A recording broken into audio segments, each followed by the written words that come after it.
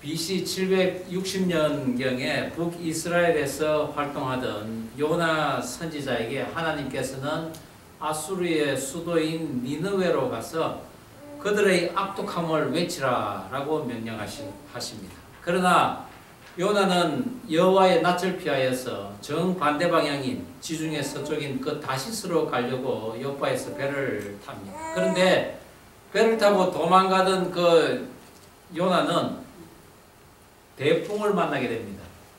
그리고 이는 바로 나의 영혼이 나를 바다에 던지라 라고 선원들에게 이야기합니다.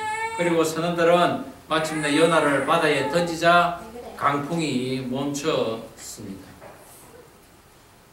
커다란 물고기 뱃속으로 들어간 선지자 요나는 죽음의 깊음 속에서 자신의 그 죄를 회개하며 전능자요 구원의 하나님에게 기도를 합니다. 그러자 하나님께서는 그를 물고기에서 끄집어내어 다시 니느웨로 가라고 하십니다. 말씀에 순종하여 니느웨로 간 요나는 큰 성읍 앞에서 외칩니다. 너희들의 죄악으로 인해 40일이 지나면 이 니느웨가 무너지리라. 하나님의 심판을 경고한 것입니다. 그런데 이게 어찌된 일입니까? 여호와 하나님을 믿지도 않는 이 이방 민족이 회개의 뜻으로 굵은 베옷을 입고 그리고 금식을 하면서 거기다 왕은 죄를 뒤집어 쓰고 모든 짐승들에게 금식을 선포하는 것입니다. 그러자 그 땅에 하나님의 재앙이 내리지 않습니다. 이를 지켜본 요나는 하나님께 성을 내며 보십시오 하나님, 하나님께서는 자비로우신 분이시니 제가 이 재앙이 내리지 않을 줄 알았습니다.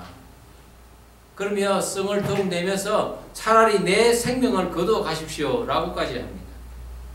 악인들이 사는 그 니느웨 성읍이 멸망치 않은 것에 대해서 심령이 뒤틀린 요나였습니다. 우리들도 이런 경우가 있을 수 있습니다.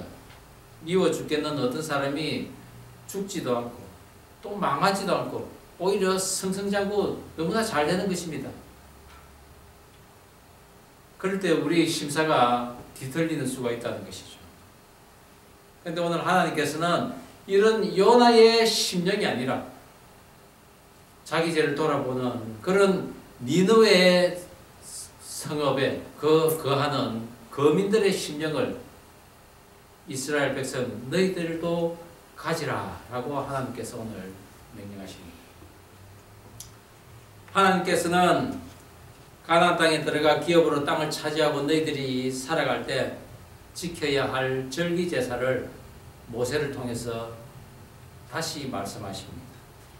이렇게 절기 제사를 누차 반복하고 강조하며 자세하게 말씀하시는 이 이유는 과거 하나님의 그 역사를 잊어버리지 말고 또한 이 하나님께서 주신 말씀을 후손들에게 늘 전하라는 것입니다. 동시에 가나안 땅에 들어가서 흩어져 살 너희들이 하나님의 그 이름 안에서 하나로 다 뭉쳐 하나님을 중심으로 한 공동체가 되어라고 하는 것입니다. 그럴 때 너희들은 이 제사의 주인 되신 하나님과 교제할 수 있으며 그 교제를 통해서 나는 너희들에게 복을 내릴 것이라고 하나님께서 말씀하신 것입니다. 하나님과의 그 교제 방법은 매월 드리는 상번제가 있습니다. 그리고 매주 드리는 안식일 절기, 그리고 매월 첫째 날 드리는 월삭제사, 그리고 유월절과 칠칠절 등 때마다 공급하시고 채워주시는 그 하나님께 기쁨과 감사를 드리는 제사였습니다. 그런데 하나님이 정하신 이 절기 중에 가장 풍성한 제물을 드리는 것이 바로 이 일곱째 달 드리는 절기들입니다. 바로 나팔절과 대속제일 그리고 초막절 제사입니다. 이 제사에서 특별히 하나님께서 강조하는 것은 나팔을 불고 그리고 심령을 괴롭게 해서 나오라는 것입니다. 그것은 바로 이 일곱째 달이 새해 달이기 때문에 새해의 첫 날이요 첫 달이기 때문인 거죠. 그리고 백성들 너희들 반드시 가져야 할 태도가 있는데 심령을 괴롭게 해서 나에게 나오라는 것입니다. 오늘 저는 새해인 일곱째 달 절기에 특별히 심령을 괴롭게 하여서 하나님께 제사를 드리라는 그 말씀의 의미에 대해서 함께 은혜를 나누고자 합니다. 심령을 괴롭게 하여서 드리는 제사, 그 첫 번째는 나팔을 불면서 시작한다는 것입니다. 자, 우리 오늘 본문 1절 다시 한번 한 목소리로 읽어보겠습니다. 7월에 시작. 7월에 이르는 그달 초일에 성회로 모이고 아무 노동도 하지 말라. 이는 너희가 나팔을 불 날이니라. 이 심령을 괴롭게 한다는 이니템이라는 히브리어는 거칠게 다루다, 그리고 자기를 낮추다라는, 즉 겸비하다라는 의미를 가지고 있습니다. 그래서 시편 기자는 하나님의 구하시는 제사는 상한 심령이라 하나님이여 상하고 통회하는 마음을 주께서 멸시치 아니하시리로다 라고 고백을 합니다. 영어 성경에서는 자신을 부인하는 것, 즉 deny oneself라고 번역되는 이 심령을 괴롭게 하는 것은 바로 상하고 통회하는 마음으로 자기 죄를 자복하고 또 그리고 회개하는 것입니다. 누가복음에 보면은 이 심령을 괴롭게 하면서 하나님 앞에 나오는 사람의 모습이 나옵니다. 바로 세리입니다. 로마 정부를 위해서 이스라엘 백성들에게 세금을 거두어서 로마 정부에 바치는 세리인데 그들은 종종 죄인으로 취급받습니다. 세리는 이렇게 하나님 앞에 기도를 합니다. 감히 내가 눈을 들어서 하늘을 우러러 보지도 못하고 다만 가슴을 치며 하나님이여 나를 불쌍히 여기소서 나는 죄인이로소이다 라고 이렇게 기도를 한다는 것입니다. 그런데 그 옆에 있는 바리새인들은 그렇지 않다는 것입니다. 그들은 오히려 세리와 창기와 나는 같지 않으며 일주일에 2번은 금식을 하며 또한 안식일을 또 철저히 지키고 그리고 11조를 꼬박꼬박 냅니다 라고 하는 바리새인들입니다. 그들은 자신을 부인하는 것이 아니라 오히려 남을 하찮게 여기고 그들의 죄를 하나님 앞에 고소하는 자의 모습으로 기도를 한다는 것입니다. 고소자는 사단의 모습입니다. 욥기에 보면은 사단이 세상을 두루 다니다가 욥을 보고 그 욥을 하나님에게 고소를 합니다. 하나님, 욥이 그렇게 하나님에게 충성되게 하는 것은 하나님께서 욥에게 너무 큰 복을 주시기 때문입니다.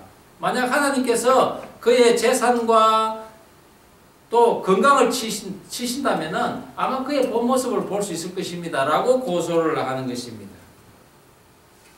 이런 정죄함은 바로 에덴 동산 이후에 사단에 의해서 타락된 자들이 늘 가지게 되는 그런 심령입니다. 가인처럼 남을 괴롭게 하고 자신은 의롭다고 생각하며 살인까지 저지르는 그런 심령이라는 것이죠.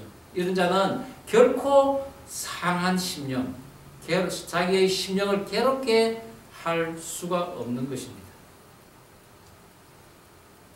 하나님께서는 이런 상한 심령을 새해부터 가지라고 이스라엘 백성들에게 말씀하고 있습니다.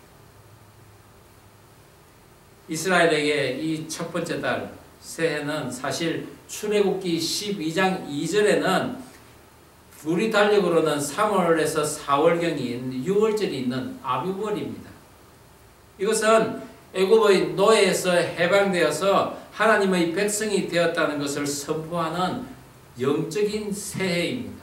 그런데 이 새해가 가나안 땅으로 들어간 이후에 세월이 흐르면서 그들의 삶의 환경과 주변국들의 그 영향을 받아서 7번째 달을 새해로 맞이합니다. 그것이 오늘날까지 전해지고 있습니다.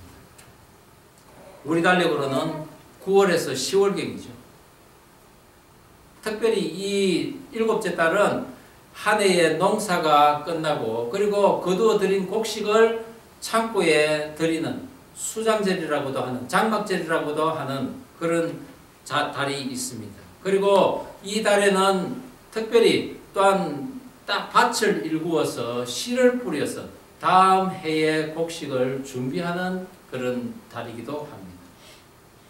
더군다나 오늘 본문처럼 이 달에는 나팔을 불며 아무 노동도 하지 않는 날로 시작을 하는 것이기 때문에 유대인들에게는 새해라고 여겨졌던 달입니다. 이 일곱째 달에 하나님께서는 세 개의 중요한 절기를 지내게 하는데 그것이 바로 나팔을 부는 나팔절 그리고 대속죄일 초막절입니다. 로시 하샤나라는 이 나팔절은 하나님의 심판의 날이라는 뜻입니다.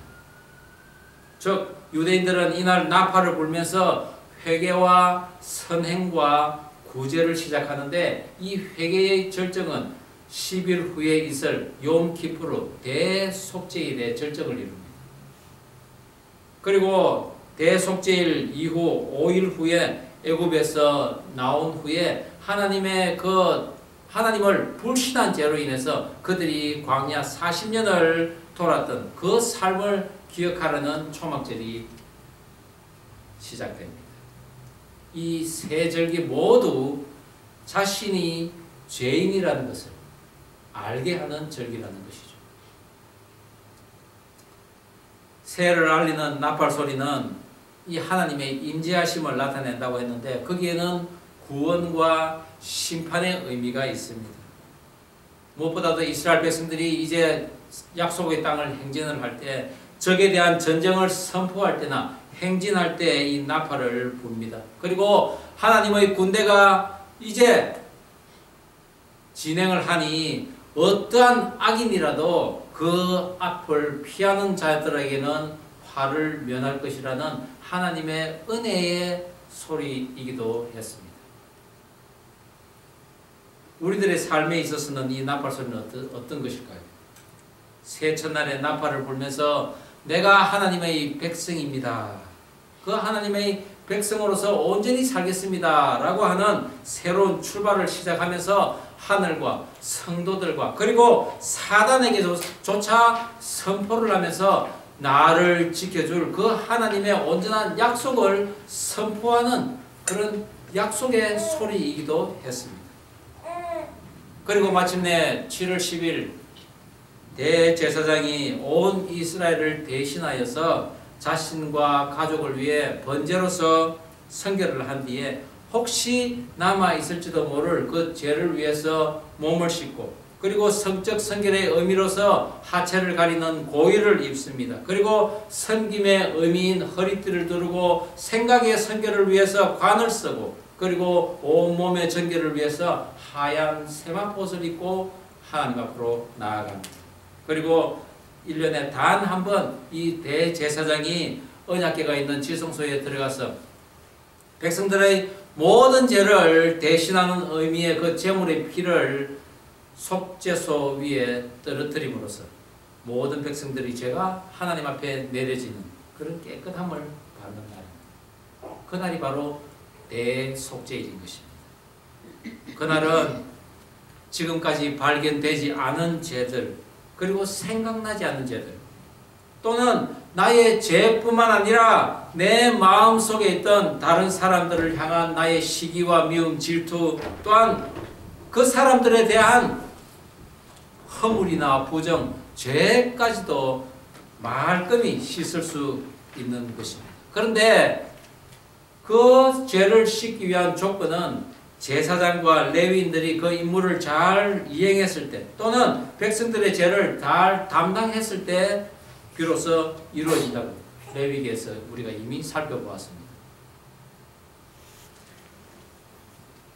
오늘 이 설교를 하는 시점이 마침 새해이고 그리고 우리가 지금 국가로 보나 세계 정세로 보나 또는 우리 교회를 볼 때 우리에게 크게 울려 퍼지는 이 나팔 소리가 절실히 필요하지 않나 저는 생각합니다. 이스라엘 백성들 어떻게 했습니까? 그들이 가나안 땅에 들어가서 1000년이 넘는 그런 세월 동안 이 제사가 사실은 제대로 드려지지 않았기 때문에 이스라엘이 망하고 바벨론에까지 끌려갈 때까지 그들은 이 제사의 간절함 그리고 중요성을 깨닫지 못했던 것입니다. 나팔 소리가 그들에게는 울리지 않았었던 것입니다. 아니, 그들은 이 나팔 소리를 애써 외면하지 않았나 저는 생각합니다. 그러나 바벨론에 끌려온 이 믿음의 후예들 중에 오늘의 이 참담함이 왜 이렇게 되었나 그것을 묵상하다가 하나님의 그 백성들이 지은 그 죄의 결과로 그들이 축복을 상실했기 때문이라는 것을 요나가 물고기 뱃속에 있을 때 그 모습처럼 깨닫고는 하나님 앞에 엎드려 기도를 합니다. 하나님, 우리를 불쌍히 여겨주십시오 라고 나팔 소리처럼 외치면서 그 전능한 하나님 앞에서 죄를 뒤집어쓰고 금식하고 기도를 했던 것입니다. 그런 그들을 보고 하나님께서는 그의 상한 심령대로 이스라엘을 회복시키셨습니다. 물론 70년이라는 그런 연단의 시간은 필요했습니다.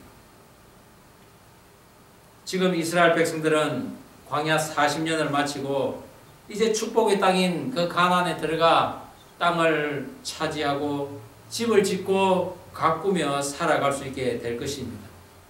그러나 그 축복의 계속성과 안전성과 그리고 자손들에게 계승할 수 있는 그런 모든 것은 하나님의 그 명령이 제대로 이행될 때에만 가능하다는 것을 그들은 상기해야 했었습니다. 그러나 사실 그것은 결코 쉬운 일은 아니었습니다. 오늘 우리들도 마찬가지입니다. 크신 하나님께서 이스라엘 백성들에게 하신 것처럼 오늘날 우리들의 그 성도들에게도 만약에 손을 대시면 우리들은 무척 고통스러워하고 아파할 것입니다. 그렇기에 예수님께서 이 땅에 오셔서 우리를 대신해서 모든 제사를 그리고 희생 제물이 되신 것입니다. 그 주님의 희생에 우리가 감사로 찬양하고 또한 만인 제사장으로 불림받은 그 직분의 선교를 우리들은 수행을 해야 할 것입니다. 저와 여러분 하나님을 믿기로 작정하고 나선 이 여정에서 때로는 힘겹고 어려운 일들이 닥쳐올 수 있습니다. 또 한편으로는 약속의 땅을 향해 진격해 나갈 때도 있습니다. 또 어떤 때는 내가 사는 이 지경에 전쟁과 같은 일들이 일어날 수가 있다는 것입니다. 그럴 때 우리는 나팔을 힘차게 불어서 나를 부인하고 대신 하나님의 그 임재를 선포함으로써 믿음의 선진들이 드린 그 구원의 제사를 우리도 동일하게 드릴 수 있는 은혜가 있기를 주의 이름으로 축원합니다. 심령을 괴롭게 하는 제사, 그 두 번째는 쉼의 진정한 의미를 알게 된다는 것입니다. 오늘 본문 12절 다시 한번 한 목소리를 읽겠습니다. 일곱째 달 시작. 일곱째 달 15째 날에는 너희가 성회로 모일 것이요 아무 일도 하지 말 것이며 이래 동안 여호와 앞에 절기를 지킬 것이라. 7월 10일 심령을 괴롭게 하는 마음으로 하나님 앞에 모든 죄를 내려놓는 대속죄일 제사 후에 그달 15일부터는 초막절의 절기를 지키는데 그것은 애굽에서 나온 후에 광야에서 생활하던 그때를 기념하기 위한 날입니다. 사실 초막절의 이 제사는 절기 제사 중 가장 큰 제사입니다. 풍성한 제물이 있는 제사입니다. 총 8일 동안 드려지는 이 제사에 무려 215마리의 짐승 제물이 번제로 드려지는데 첫째 날에는 수송아지 13마리와 순양 2마리, 1년 된 순양 14마리를 드립니다. 그리고 그 다음 날에는 계속적으로 나머지는 다 똑같고 수송아지만 한 마리씩 줄어들어서 7일째 되는 날은 수송아지 7마리와 그리고 순양 2마리, 1년 된 순양 14마리를 드립니다. 그리고 그 다음 날 마지막 8일째 제사를 드리면서 초막절의 제사가 끝납니다. 특별히 이 변동상에 있는 수송아지 첫날에 14마리이던 것이 일곱째 날에 7마리로 줄어드는 것은 제사가 계속 진행되고 있음을 알려주고 있습니다. 혹 또 다른 학자들은 아마 이것이 귀한 가축들을 전략하기 위한 하나님의 배려라고도 이야기하고 있습니다. 이런 가운데 하나님께서는 안식일을 비롯하여서 무교절 첫날과 일곱째 날 그리고 7.7절 이때는 노동을 하지 말라고 하십니다. 일곱째 달 새 첫날과 그리고 초막절이 시작되는 첫날 그리고 7일간 제사가 끝난 후에 8째 날 이때도 노동을 하지 말라고 합니다. 안식일도 아닌데 아무 일도 하지 말라는 것, 이것은 새해 첫 달부터 이 노동, 일하는 것의 본질이 무엇인가를 하나님께서 말씀하시기 위함이었습니다. 삶의 그 분주함 가운데서도 쉼은 반드시 필요하다는 것을 알려주기 위함인 것이죠. 하나님께서는 아담과 그 하와를 지으시고 에덴 동산에 거주하게 하시면서 부여한 임무는 하나님 주신 이 동산을 하나님 품 안에서 아름답게 가꾸는 일이었습니다.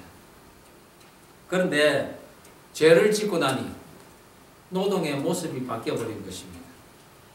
이제는 먹을 것을 얻기 위해서 땅에 그 가시덤불과 엉겅퀴를 걷어내며 이마에 땀을 흘려야 했던 것이죠. 내 양식을 위해서 세상의 온갖 환경과 상황들을 상징하는 가시덤불과 엉겅퀴를 걷어내야 하는데 혼신의 힘을 쏟아야 하는 그런 삶을 살게 된 것입니다.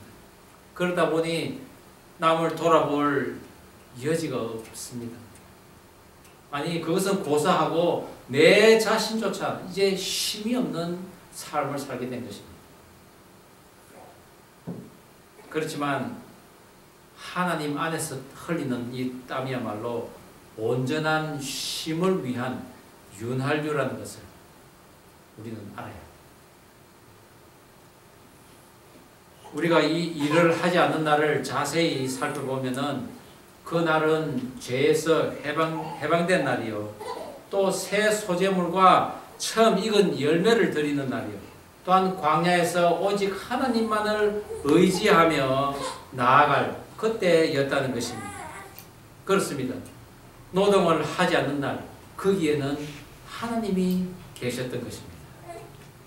그 하나님께 집중하라는 것입니다. 애굽의 노예에서 해방되어 광야로 나온 후 약 3개월 후에 시내산에 장막을 치고 하나님의 말씀을 받던 이스라엘 백성들, 그들은 모세를 통해서 들려오는 그 하나님의 말씀 한마디 한마디에 온 신경이 곤두섰습니다. 왜냐하면 어디로 갈지 모르기 때문입니다. 그리고 식량도 떨어졌습니다. 무엇을 먹어야 하나, 어디로 가야 하나. 그때 하나님께서 허락하신 것은 성막이 완성될 때까지 너희는 이 광야에서 머물라는 것이었습니다. 그리고 그들에게 주신 하나님의 양식은 그들이 늘 먹고 싶어하는 그 양식이 아니라 하늘로부터 내려오는 만나였습니다.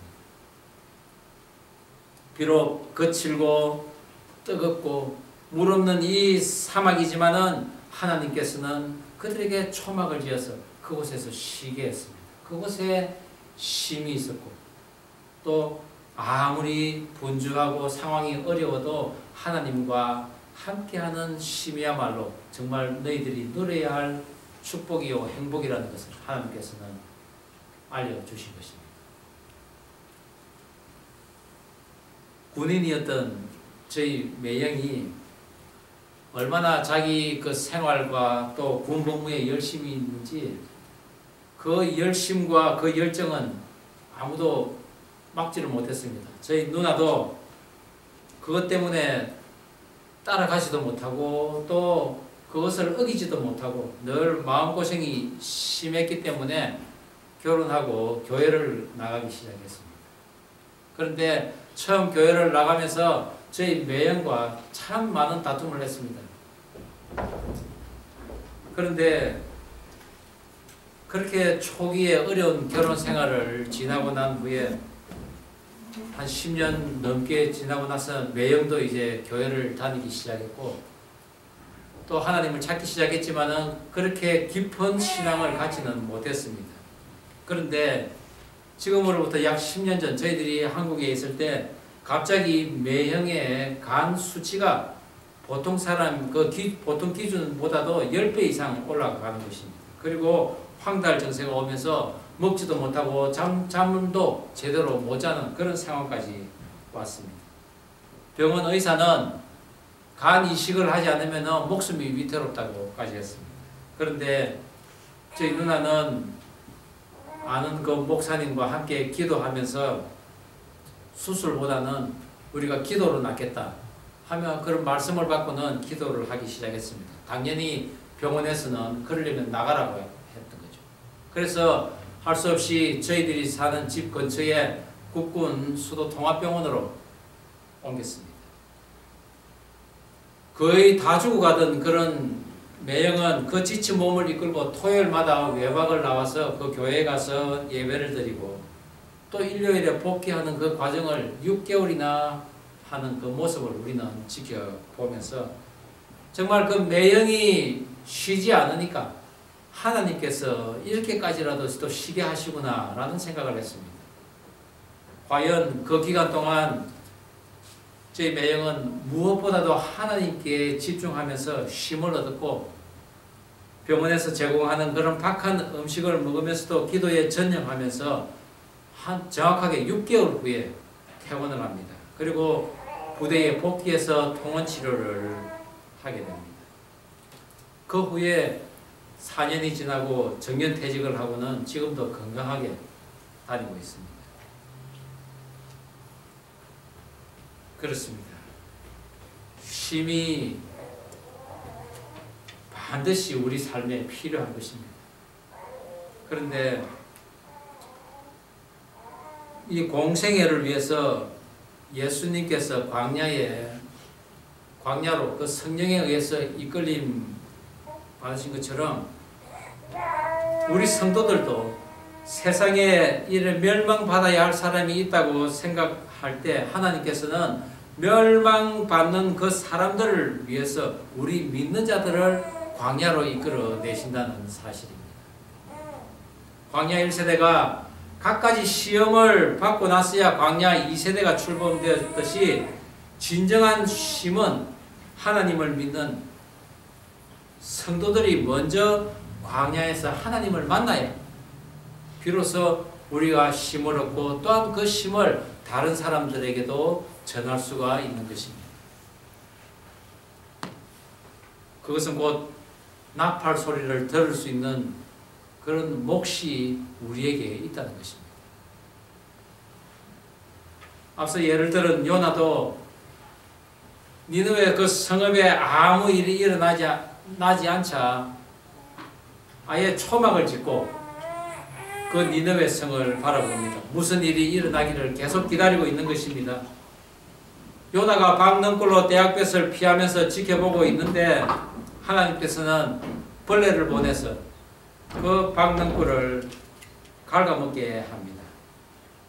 떼약볕을 가리지 못한 요나는 안 그래도 그 니느웨 성읍에 사는 저 악인들이 멸망하지 않아서 화가 나는데 자신의 그 뜨거운 햇빛을 가려주던 그 박넝굴이 없어지자 더욱더 화를 내며 죽을 만큼 화가 난다고 하나님 앞에 막 고함을 치는 것입니다.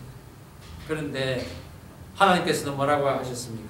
너가 하찮은 이 박넝굴도 아낄진데 저 12만 명이나 되는 좌우를 분별치 못하는 저 사람들을 내가 왜 아끼지 않겠느냐 라고 하나님께서는 말씀하십니다. 그리고 진정한 심령을 괴롭게 하는 것은 어떤 것인지 요나에게 일깨워주고 계신 것입니다. 우리가 어떠한 모습을 하든 간에 가장 자신의 심령을 괴롭게 하여서 하나님 앞에 나가신 분이 바로 예수님이십니다. 자기 몸을 낮추는데 종의 몸까지 그렇게 낮추십니다. 거친 채찍질과 손발에 못이 박히도록 그런 고통을 당하면서 마치 도수장에 끌려가는 어린 양과 같이 순하게 십자가를 지셨습니다. 그분이 십자가에서 돌아가실 때까지도 아버지 저들을 용서하시옵소서. 저들이 하는 일을 저들이 모르나이다 라고 온 인류를 중보하며 십자가에서 돌아가셨습니다. 너희의 심령을 괴롭게 하라. 저와 여러분의 심령을 괴롭게 하는 것은 과연 어떤 모습입니까? 그것은 바로 나를 대신하여 십자가 지신 그 예수님을 바라보는 것입니다. 그 예수님을 따라가는 것입니다. 나의 심령에 옷을 찢고 나의 심령의 죄를 덮어쓰고 금식과 기도와 말씀으로 하나님 앞에 나아갈 때 어느새 내 옆에 와 계신 그 예수님을 우리는 발견할 수 있을 것입니다. 그 예수님께 엎드려 절할 때 우리에게는 그 주님 안에서 가질 수 있는 영원한 쉼을 얻을 것입니다. 그런 주님께 집중하며 살아가는 저와 여러분 되시기를 주의 이름으로 축원합니다. 기도하시겠습니다. 우리 다 함께 기도하면 좋겠습니다. 그렇습니다. 하나님, 나의 심령을 괴롭게 하기를 원합니다. 그것은 바로 나를 낮추는 것이요 나를 부인하는 것이라고 했습니다. 하나님으로부터 들려오는 그 나팔 소리를 들을 수 있는 그런 깨어있는 영적인 지각이 있게 하시고 그리고 하나님의 임재하심과 또한 그 하나님과 함께하는 그런 쉼을 얻게 하여 주옵소서라고 기도하면 좋겠습니다. 우리 다 함께 기도하시겠습니다. 하나님 아버지 주신 말씀 가슴에 남습니다. 나의 심령을 괴롭게 하는 것은 무엇인지 이 시간 알기를 원합니다. 나를 낮추고 나 자신을 부인하는 것입니다. 그리고 하나님을 드러내는 것입니다. 하나님의 그 음성, 나팔 소리와 같은 그 하나님의 음성을 들음으로써 그 하나님 앞에 나아갈 수 있도록 주님 도와주옵소서. 나의 죄를 인식하게 하시고 나의 숨겨진 죄, 나의 또한 생각나지 않는 그 죄까지도 모두 하나님 앞에 내려놓는 그런 은혜가 있게 하여 주시옵소서. 그리하여 그 하나님의 음성으로 말미암아 그 하나님과 함께함으로써 주님 주시는 아름다운 쉼을 또 허락받는 제 모습 되게 하여 주시옵소서. 하나님 아버지 주신 말씀 가슴에 담습니다. 이 시간 나의 심령을 괴롭게 하기를 원합니다. 나를 부인하기를 원합니다. 나를 낮추기를 원합니다. 하나님의 음성을 듣기를 원합니다. 그래야 하나님의 그 임재하심과 함께 하나님과 함께하는 그런 쉼을 얻게 하여 주옵소서. 그 쉼 가운데 거하면서 하나님께 집중할 수 있는 우리 모두의 삶이 되게 하여 주시옵소서. 감사드리오며 예수님 이름으로 기도드립니다. 아멘. 우리 계속해서 이 시간 다 함께